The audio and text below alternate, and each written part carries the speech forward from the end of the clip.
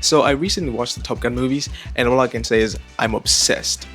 It got me thinking, I want to actually fly a jet fighter, but seeing as I don't have the $200 million that comes with owning a jet fighter, I had a better solution. I already own this Thrustmaster flight simulator, and this thing is catered to be realistic. It comes with like paddles and stuff, but I also own a drone. Do you see where I'm going with this? I plan on making the flight simulator directly talk to my drone. Well, not directly. So here's the general plan.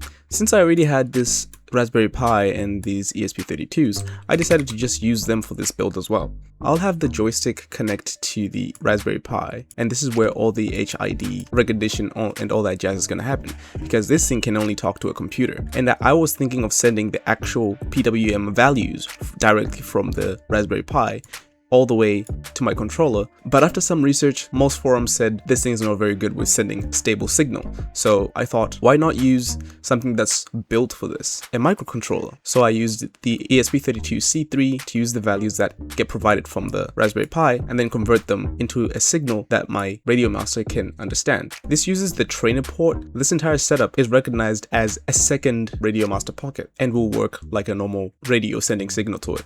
So after connecting everything, I flashed the Raspberry Pi with new firmware and added in the Python code that's gonna take the signal values from the Thrustmaster and convert them into usable values that are gonna go through the ESP32 and then sent to the controller. I also then made the script that's gonna run on the ESP32 and flashed that as well. So every time I jiggle the sticks, you can see the value changing. Right now it's only set up for 6 channels because I genuinely just want to try the stick out. I'm just gonna try to get this in a testing order in a little box, and I would test it in the field tomorrow. After I connected and tested everything, I wasn't really satisfied, so I tried out testing it on my actual drone. I wanted to find out if the values were understood by the controller and were sent correctly to the drone, and so I whipped out my RadioMaster pocket, added it to the circuit, and dude, it works. It works. On my days, it works.